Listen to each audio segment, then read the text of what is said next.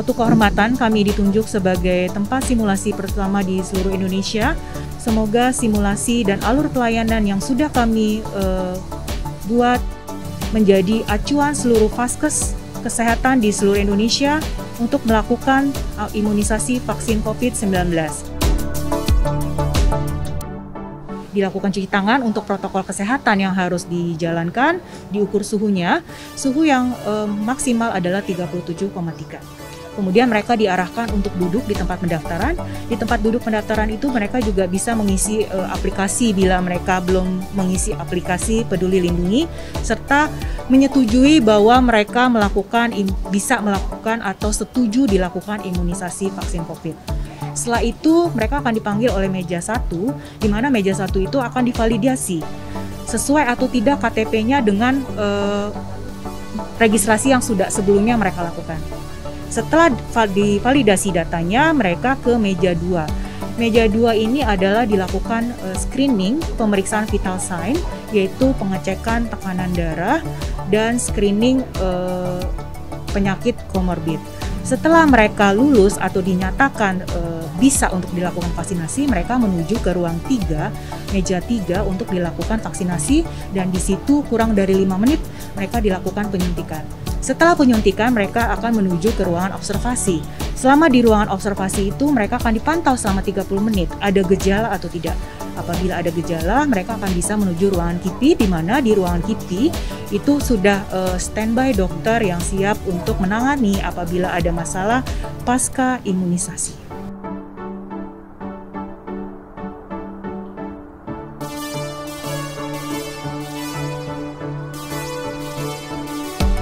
Simulasi ini merupakan hal yang sangat baik untuk melatih, melihat apa kekurangan dan apa yang harus dilengkapi, dan simulasi ini diharapkan akan berjalan terus-menerus. Kementerian Kesehatan beserta dari Komisi 9 selalu berharap pelatihan-pelatihan simulasi ini terus diselenggarakan untuk supaya bila nanti saatnya tiba dilakukan vaksinasi, tidak terjadi kebingungan, tidak terjadi hal-hal yang menyulitkan, tetapi justru menjadi lancar.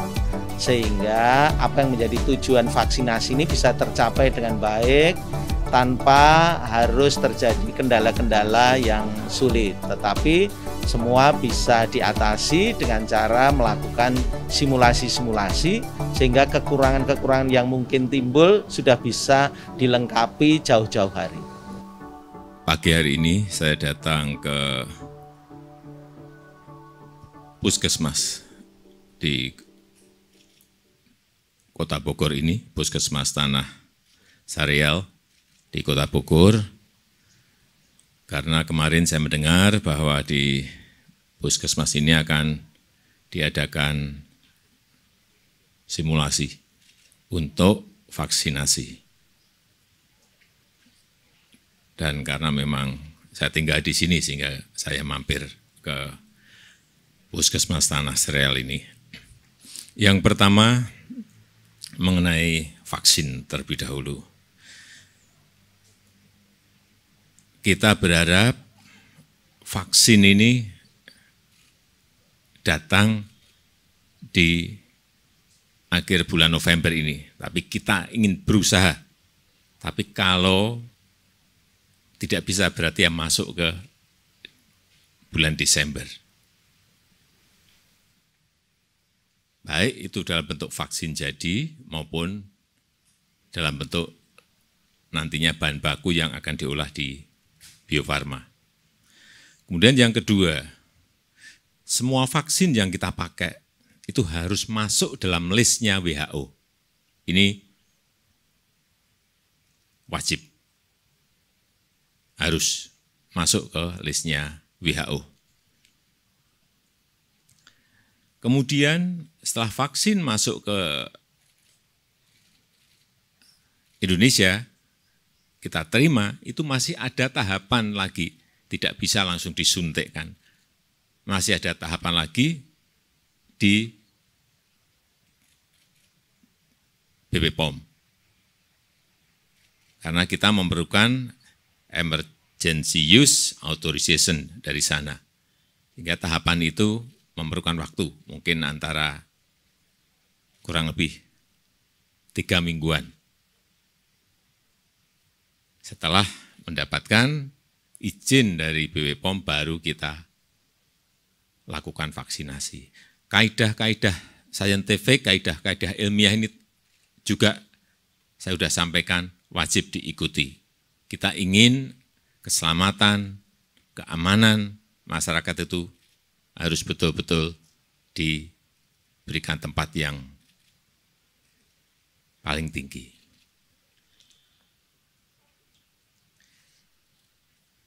Kalau melihat tadi di lapangan dan melihat simulasi tadi, kita memperkirakan kita akan mulai vaksinasi itu di akhir tahun atau di awal tahun.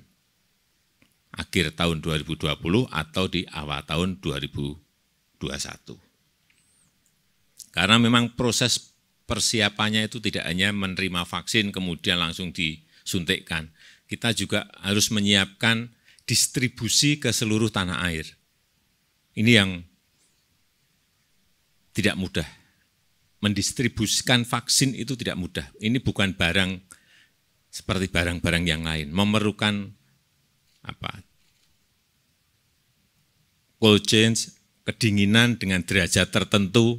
Setiap vaksin dari produk yang berbeda memerlukan juga mode distribusi yang berbeda. Inilah yang terus kita siapkan agar nanti daerah-daerah juga segera mendapatkan vaksin dan vaksinnya juga tidak rusak.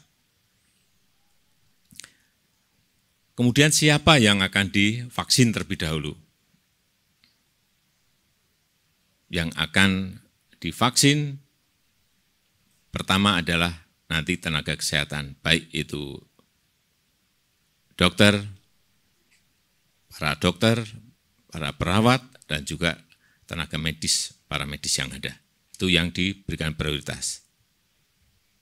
Plus TNI dan Polri, kemudian nanti baru ASN untuk pelayanan-pelayanan publik yang ada di depan, guru, dan kemudian tentu saja kita semuanya. Kalau ada yang bertanya, Presiden nanti di depan atau di belakang? Kalau oleh tim diminta saya yang paling depan, ya saya siap.